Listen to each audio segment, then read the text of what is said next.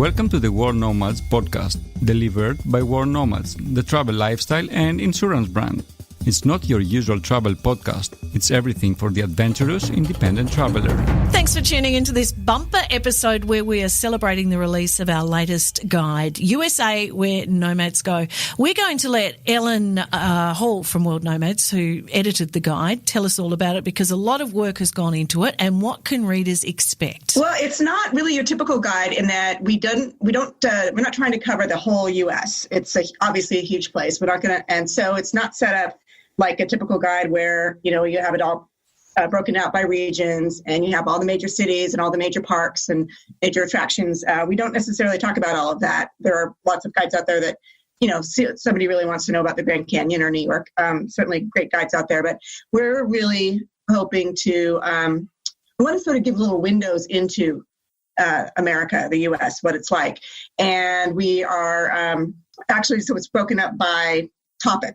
We have art and culture, cities and towns, nature and wildlife, adventure, few road trips. And we are trying to feature places that are a little bit more unexplored, a little less known, places that maybe aren't so crowded, maybe are a little bit underrated or misunderstood. So that's what readers will find. Thanks for that, Ellen. Super exciting. We'll share the guide in show notes, of course, but in this podcast episode, we'll focus just on a few of the stories.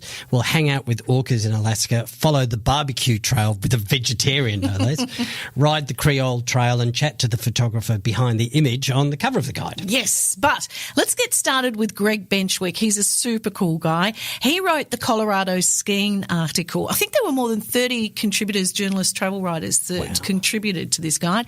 And we ask about how skiing has changed since he was rocking his neon fanny pack on the slopes.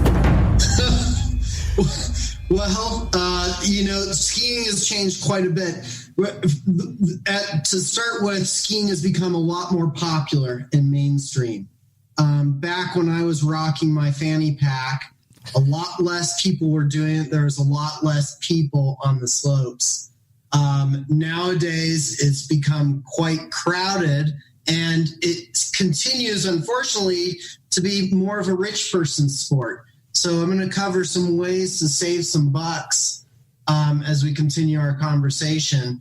The other thing that's really changed is people don't just ski anymore. It turns out that they attach both feet to this big, giant, ugly board. Oh, my word. Disclaimer, I've done neither. I've water skied a lot, but I have never been on a set of skis, nor have I been on a snowboard. And you may be not surprised to hear, Kim, but I go both ways. I ski and board. Obviously, Greg, by the sounds of the direction you're heading, you ski, not board. I am also board curious. I've dabbled on both sides, and I've even tele-turned back in the day. Well, I was interested in how, and I'm glad you touched on it, how this story made the US guide Where Nomads Go, because I thought exactly what Greg said. Veil. Hang on. Yeah, we've got après ski wear, we've got ski resorts. This is expensive. So it was really refreshing to hear you say you're going to cover off some tips on how you can do this without spending heaps of bucks. Yeah, for sure. I mean, part of skiing has changed so much that I think just normal people need to know how to get on the slopes and how to have fun with it. One of the things that we have in Colorado that I love is a system of backcountry ski huts. Now, it's a lot cheaper to go, and it's a lot more dangerous, unfortunately, because Colorado has a dangerous snowpack, as does anywhere in the world because of avalanches. But for next to nothing, you can go out into the wilderness and you can go skiing for free. Colorado also has a huge collection of resorts. I think there are 28 resorts in all, and we have 300 days of sunshine. So we have resorts that range from Aspen and Snow and Vail, where tickets are hovering around $200 a day, to small mom and pop joints where you can still get a ticket. You can still get on the mountain for under $50. Something that happened for the first time this year is Colorado came up with a backcountry light type ski area. where they are taking people on guided, curated backcountry experiences, where you go with a guide. The guide helps you stay safe in dangerous avalanche terrain, avoid avalanche traps, use all the safety gear, but you're getting that great backcountry experience. We also have an amazing resort called Silverton, way down south in southern Colorado, that has one lift that services thousands of acres of terrain. You go there, you ski with a guide in small groups. So it's like a backcountry light experience, where you have the safety of an avalanche patrolled area with the adventure of backcountry skiing. Now, you've been on the mountain since you were 2. You work on climate change and sustainable development with the United Nations. Have you noticed any changes, or what changes have you noticed since you're a little one up until a full-grown man? I'll tell you what, our world is in crisis. This is terrifying. What is happening to our winters is terrifying. What is happening to skiing as a whole is terrifying. What happens, though, is people look at this year. We had an unprecedented amount of snow. We had a ton of snow in Colorado. We've been in drought for years, and suddenly we're out of drought. We had a bunch of snow, and people say, oh, climate change isn't real. This is manufactured. But the thing about, there's a difference between climate and weather. Climate is a long-term thing, whereas weather happens on a short-term basis. So while Colorado did have a tremendous year, what we've seen as the overall trend is that winters are getting warmer, snow lines are going higher in elevation. So where we would be getting natural snow is leaving. And then this impacts everything. This just doesn't impact skiing, which is a $1 billion industry in Colorado. This impacts our farmers who use snow that is saved over the winter as their water piggy bank. It impacts businesses that rely on water, and it impacts the entire economy of our state and really the entire world. So for you then, why is there no better place, and you've skied around the world, than to take to the slopes of your home state, Colorado? Oh, well, I mean, Colorado's just the best. I gotta tell you guys, I've skied in Spain, I've skied in California, I've skied all over the world, and I always come back to Colorado because, to start with, we have 300 days of sunshine a year. This means you're not skiing in a snowstorm with zero visibility. You're skiing with beautiful bluebird skies. And we also have some of the driest snow on the planet. So that dry snow creates something we like to call champagne powder here in Colorado. And that champagne powder is wonderful on a snowboard or skis to just feel like you're flying. And that, to me, is really the amazing part of Colorado. The other thing that we have is a real diversity of resorts. So we have these really cool mom and pop resorts like Monarch, Purgatory, Cooper, that cater to families, but they're all close to these old mining towns that are 100 years old. All the towns, or many of the towns, have preserved historic areas. We have killer festivals. So whether you like bluegrass music, you like arts and culture, there is going to be a festival happening somewhere in Colorado that meets your specific needs. And we are also the Rocky Mountain High State, literally and figuratively. So, yes, the marijuana is now legal in Colorado. And Rocky Mountain High. That's right. How has the legalization of marijuana changed the state at all? You know, it really is sensible and it's responsible. I think for anybody that comes to Colorado anew, you need to remember, one, that you cannot take weed out of Colorado. because it's illegal federally in the United States. The other thing to remember is you need to go light and go easy. For one, you're at a high elevation in Colorado. Generally speaking, in a skier, you're going to be above 8,000 feet. And you're going to be going up to 12,000 feet. That's 4,000 meters. So take it easy, go light. And then every town kind of has its own relationship with cannabis. So in Breckenridge, for instance, Breckenridge is a wonderful town, has a great historic feel, great for families. There are no marijuana shops on Main Street. You go to Aspen, and there are a dozen dispensaries right in the middle of town. It's just every town has taken its own stance on it. It is still illegal to smoke marijuana outside of your home, I believe. Though I do think there's some stuff happening in the old gondola. I love Colorado.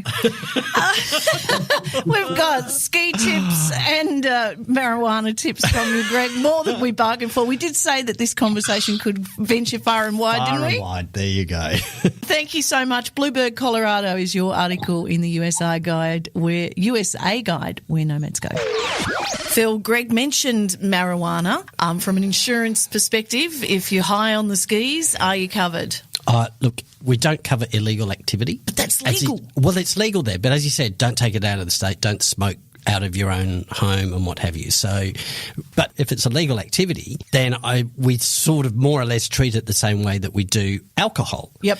So if something happens to you that is directly relatable to the fact that you were intoxicated, either by alcohol or by marijuana, yep, then that may impact whether your claim is paid or not. The difficulty comes in that, it's pretty easy to work out what your blood alcohol content level was. And if you're over 0.05 or 0.08, then that's considered to be intoxicated. It's very hard to do that with marijuana. And you also don't know, a shot of whiskey is a shot of whiskey, and you know exactly how much alcohol you're taking in. But when you smoke weed, you don't know what you're taking in. You don't know how strong the weed is. You don't know how much you've inhaled or ingested or whatever. In Canada, where it is federally legal to use and possess marijuana, the Canadian government there has said, if you smoke, don't drive at all. Hit it, maestro.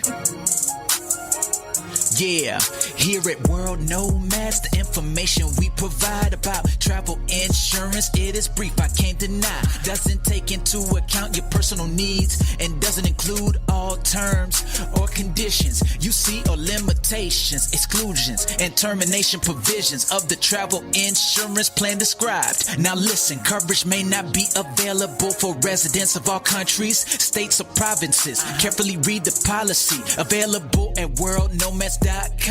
For full description of coverage, it's time to check it out. Let's go. Hey, yo, yeah. Read the policy documents. Yes, do that. Now, still to come in this episode, hanging out with orcas, but let's check in with Elle Hardy, a vegetarian who tackled the US barbecue trail. Look, I've been reading a lot recently about plant-based diets and the benefits for the environment and for the humans as well. But I love meat. So, Elle, as a vegetarian, how did you sign up for this? No, well, I'm Australian, and I moved to New Orleans a couple of years ago, and I found it was really, really difficult to eat down here as a vegetarian.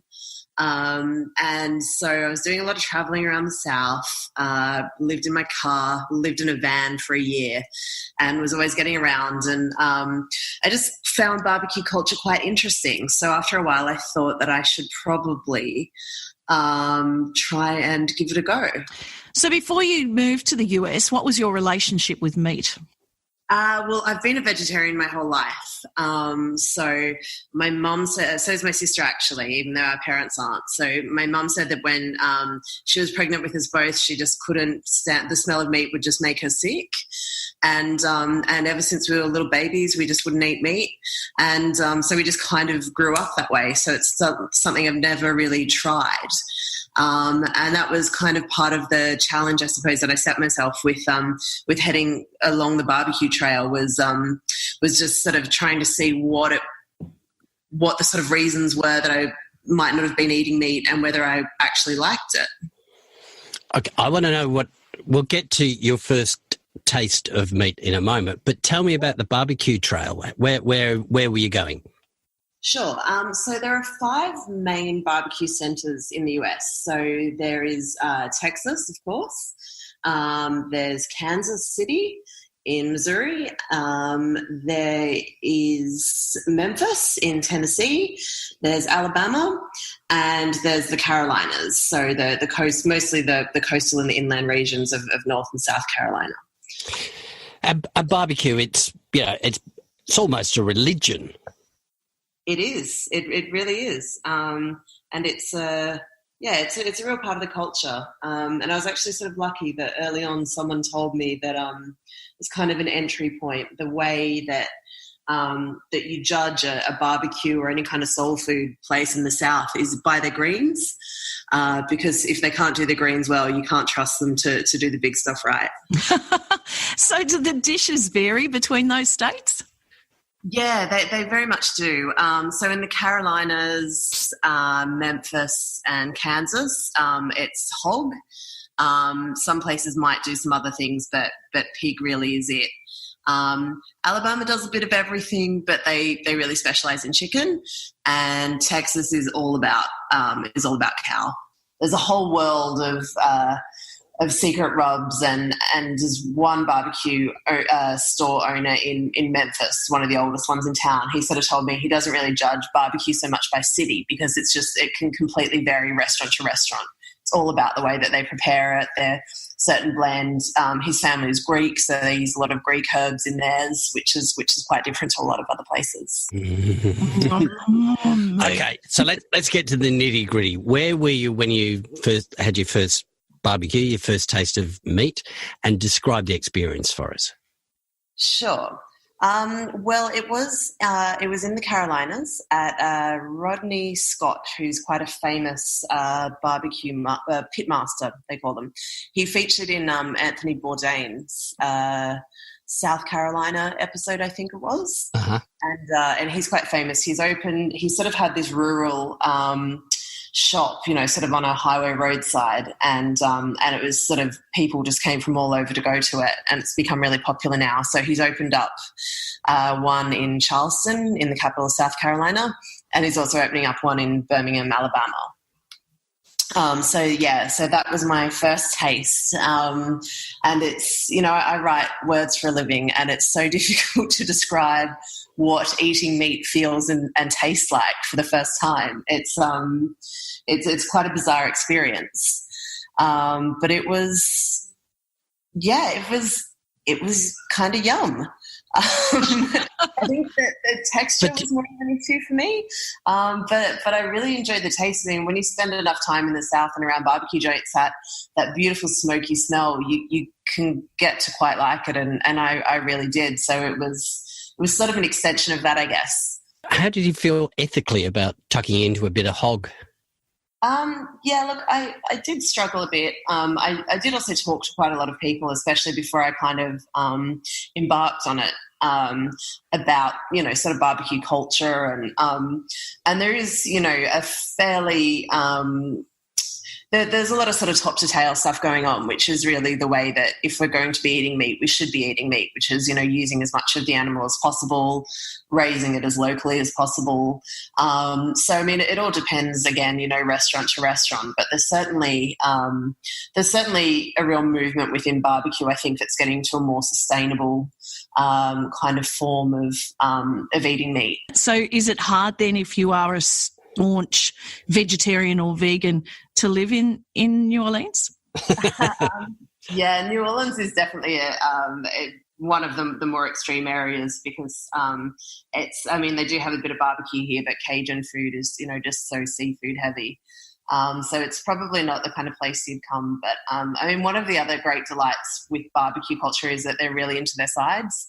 So there's always, there's always all sorts of combinations of mac and cheese and okra and things like that you can get that aren't always meat. But obviously, the main show is the hog or the steer or whatever the meat is where you happen to be. Well, you mentioned when we first started chatting that you lived in a van for a year. Was this when you did the Great Lakes Loop? Yes, it was. Now, that is a road trip that really interests me after reading your story. Just tell us about it. Yeah, it's such an amazing part of America, and it's kind of not one of the parts of America you hear so much about. And I was almost a bit ashamed that I didn't realize that there were all these fantastic beaches, in the Chicago Central Business District, and and the northern coast of Wisconsin. So there's the 5 Great Lakes that they hold about 18% of the world's natural fresh water. And it's up in that area sort of along the US-Canada border. My partner and I jumped in our van and set out to do a loop from Chicago to Chicago. So what were some of the best spots you found? Sure. Obviously there's Chicago. It's such a fantastic city. You can't spend enough time there or speak about it highly enough. But I guess some of the lesser known things. So after there, we kind of did a quick jaunt out to Niagara Falls, which is, it's stunning, but it's kind of crazy, very touristy. Strangely, the Canadian side's actually a lot more touristy than the New York side. And then when we travelled up into Michigan. So we went up through Ann Arbor, which is a sort of gorgeous little university town that's just seems to have a bookstore every 2 steps and all this really fantastic dining. And then we went up to Sleeping Bear Dunes, which is probably one of my absolute favourite parts of America. It's on the west coast of Michigan, and it's a massive sort of rolling hills of sand dunes that are just you would never know just quite how unfit you are until you try and climb one of the smaller ones. But it's just fantastic. There's eagles flying overhead. There's cherry trees everywhere, beaches, and just just sheer drops of sand hills down into the lake. I'm just looking at a map here right now. So when you go from Chicago up through Michigan, then it looks like there's an enormous bridge that gets you over onto the other side. And that's how you continued your trip? Yes, it is. And that's, the Mackinac Bridge. It is. That's it? Yeah, I think, or Mackinac, I think it's. Yeah, Mackinac. Yeah, I think it's something like 26 miles across and sort of one of the longest, I think it was for a long time the longest suspension bridge in the world or something like that, but I think it's been overtaken by something in China now. And then that takes you into the Upper Peninsula of Michigan. And then from there we went over to Marquette, which is again just a fantastic sort of a seaside kind of holiday town, I guess, on Lake Superior. A lot of really cute little gastropubs, just a really nice, happy, laid-back culture. Yeah. You said Chicago to Chicago. So then, did you go north and through on the Canadian side of the lakes, or did you just loop back around? No, we just looped back around. So we went up a peninsula of Michigan and then into Wisconsin and then down to Green Bay, which is not to Green Bay, to Door County, which is just off Green Bay in Wisconsin. And that's again just sort of a real it's kind of the summer holiday kind of destination for people around those states, and it's just fantastic kind of blue-green waters, white sand, fantastic food, food culture. Wisconsin's really famous for cheese, so there's fromageries everywhere. and lots of wineries and lots of craft beer. Pretty hard to go wrong for a summer holiday break. Thank you so much for that, Elle. Now to Libby Baldwin. She grew up in Florida and was in love with whales from the moment she saw them as a kid in Canada. Now, once she realised you could actually make a living out of hanging with whales, that was it.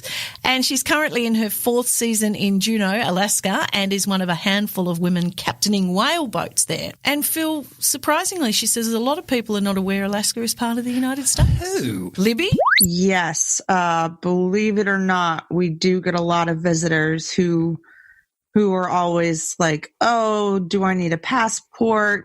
Am I going to need are we going to get close enough to Canada where I don't have to worry about my cell phone? Or is it easy to get here every year? All these questions that it's like, wow, have you guys looked at a map recently? I mean, it is part of the United States, but it seems like a different world in a lot of ways. You started off as a deckhand and then became one of only a handful of women captaining whale boats. So how did that start?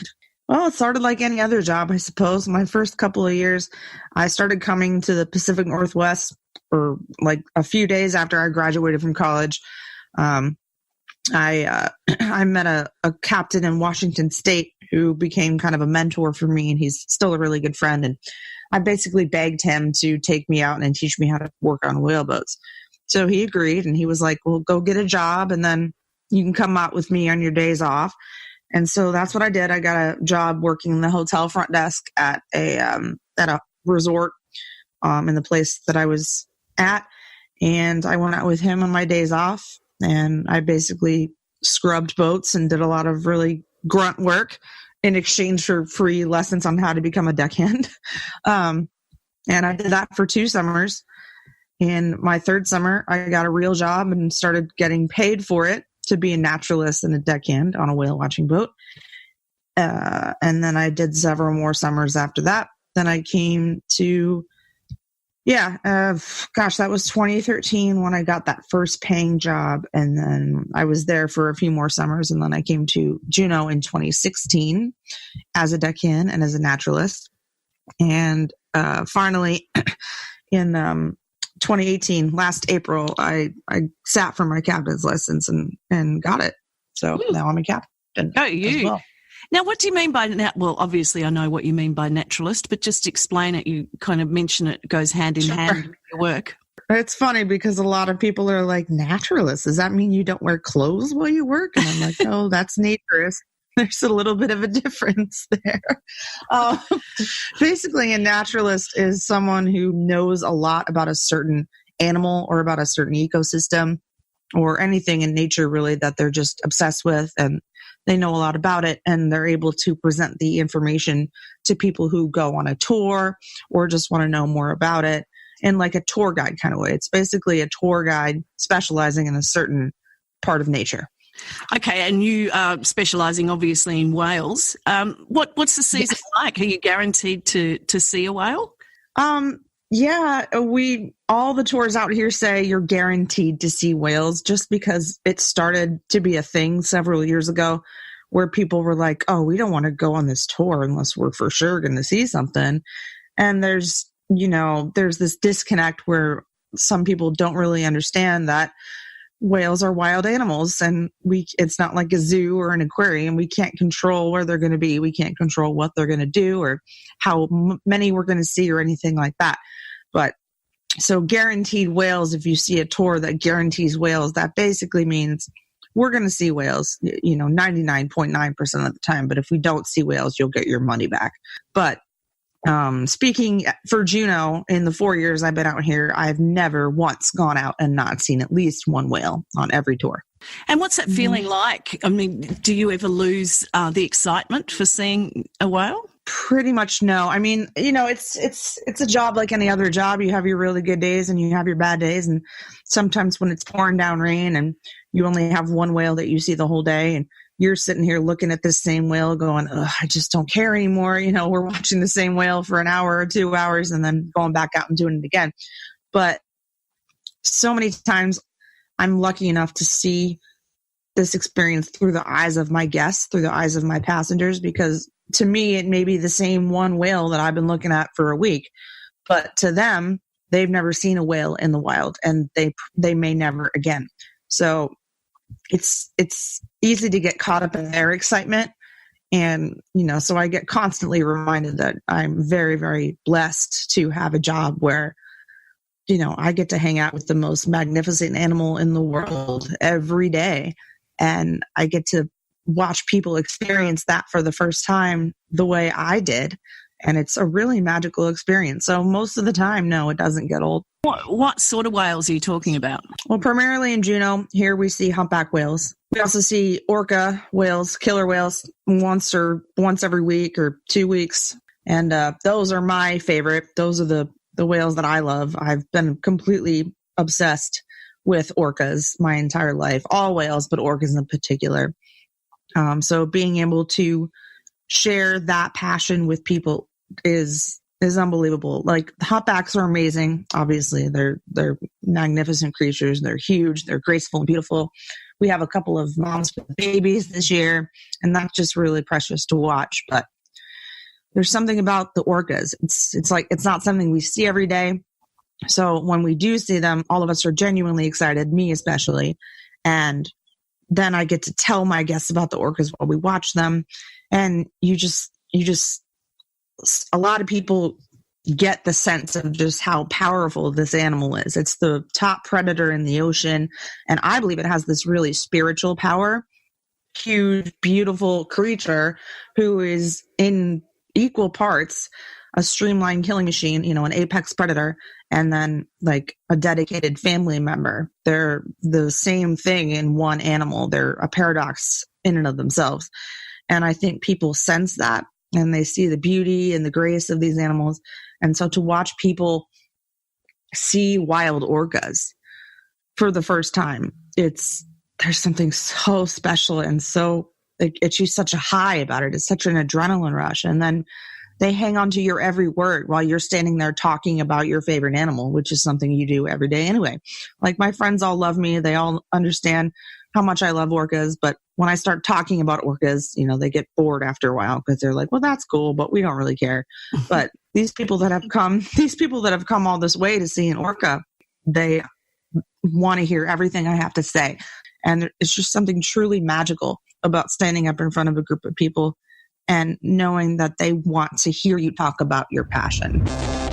Look out for Libby's story behind the wheel of an Alaskan whale watching boat in USA where nomads go. Phil, your travel news. Okay. Have you ever seen the pictures of the tree climbing goats in Morocco, just outside of Marrakesh? Yeah. Well, the original of that popped up. Nobody's exactly sure how it started or who it started. But now you can find these goats in trees in other places around Morocco as well. Well, it's just been uncovered that it's a scam. They don't farmers put them in the trees, because then when people come to take the photographs, they get a little tip from them. And other farmers have cottoned onto it as well. But there's this whole sort of, a very authentic tale about, the tree climbing goats of Morocco. No, it's all goat dust. And apparently some of the farmers are using ropes to haul them up there and then take them down at night. And they're not made to stand in those trees there, so they get very tired. So they take them out and put a different set of goats in every now and then. That's like a comedy show. Like, we're, World Nomads, we're not into animal exploitation. So elephant riding is definitely off. Those tiger temples are definitely off. Can I now put the Moroccan tree climbing goats onto that list, Yeah, put please? it on the list. That's insane. That really is insane. What else? Speaking of insane things, there's plans to build a new international airport close to Machu Picchu in Peru, in the Sacred Valley. Now, I've been there. I was there 3-4 years ago. I was there. There is an international airport in Cusco, and then you have to, travel for an hour or two to get into the Sacred Valley and through the Sacred Valley and up to Machu Picchu. Which is part of the thrill. Part of the thrill. You've got to go in. It's part of the Inca Trail. You've got to. But they're talking about in Chinchero, one of the villages, one of the towns right on the one end of the Sacred Valley. They're talking about they've actually started clearing land already. No. They pulled it, yeah. So there's a big international movement there. Lots of people signing petitions, getting to stop it, and I fully agree with that. That's crazy. It is crazy. 2 pieces of crazy travel news. Well, Joel is a travel writer and his partner Steph is a photographer. I usually thank you for your travel news, so I do apologise. Thank you. Thank you. No problem. Steph's the photographer. In fact, Steph is responsible for the pic on the front of the guide. Now, Creole cowboy culture in Louisiana and East Texas is what we're going to be chatting to them about. But firstly, Steph, congrats on scoring that front cover. Thank you. Were you aware? Obviously, sounds like you were. Yeah, I was. I was chatting with an editor about it. So it was kind of something unexpected, but I originally commissioned the story. So it was kind of exciting to hear about that. Yeah, it is a great photo, which you'll see when you have a look at the guide. And you took a further set of photos to accompany the story on Creole cowboy culture, and you really captured some beautiful shots. Thank you. It was really, it was a fun thing to shoot, and we were just running around as I was photographing it and jumping on wagons. It was a good time. Yeah. Okay. Creole cowboys. Now, when you think about it now, I mean, it's pretty obvious that they would have been African-American cowboys. But, of course, we never saw them in the movies. It's just not depicted. Well, Joel, why is it part of the history that we don't really or isn't really spoken about? There have been a few movies that displayed black cowboys. There was Blazing Saddles, a comedy, and Django Unchained. But, most of the time we think of John Wayne. We think of, very white dudes with cowboys chasing Indians. But when we were down south in the U.S., we were driving across in an RV from Toronto, Canada, all the way to San Diego. And we were in Louisiana or Texas, and we just heard about these Creole trail rides, and they're a huge thing. They happen almost every weekend, most of the year. Definitely in Louisiana the most, but we managed to catch one in East Texas, and it's a huge celebration that is a rich part of American culture that we had no idea about. Sounds good too. Cold beers and grilled meats, so it's a real festival. Oh yeah, we went on a Saturday and just people started rolling in, and they had huge pots of gumbo stew, and then when they got on the horses, and there's just blasting music from wagons, everyone's dancing, drinking beers on horseback. It was a lot of fun. So why do you think this Creole cowboy culture is thriving today? I'm not sure. I think that for years ago, they'd been kind of kicked out of white cowboy culture, especially also in rodeos, not just the trail rides. And here they found a way to be with their community and to be together. And they've been doing it for, no one knows how long, but it just kind of keeps going. And then they've also attracted people from the cities now. So people in Houston, we met people in the big city in Texas, Houston, and Dallas, and they'd come all to this small town, to either ride the horses or to listen to music after, or just to have a lot of fun. And they said it's a really safe place to have fun, rather than sometimes going out to the club. Maybe in the big city can be a little bit dangerous, but here they feel really safe. Yeah, because that's the thing. It's not just the trail ride; it's the party in the evening. I mean, it's the whole families come out. Everyone's out there. You don't have to have a horse. There's people also on motorcycles, and that was just one particular trail ride that we saw. Though I talked to people from the biggest trail ride in Louisiana, and that's a whole different experience, and that goes over several days. Another story that you've written for the guide, and it is a bumper guide, is the road trip that you took to New Mexico. Now, I'm assuming this was together.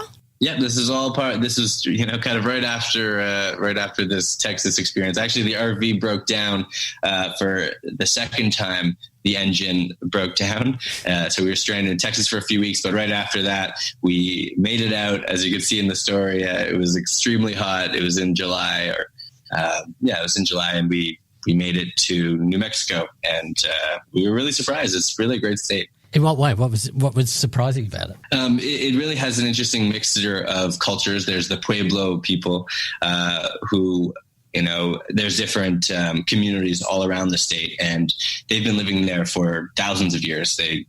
they've always been there. And then there's, they also have a little bit of influence from, Mexican culture. And there's a really interesting art scene, art community, and, they have good food and it's really like kind of, and the landscape is beautiful. We went to Carlsbad Caverns, which is this massive underground cave, which, as big as the city, just keeps going. It's really beautiful. You've got big raps for Santa Fe in the article. You had a great time there.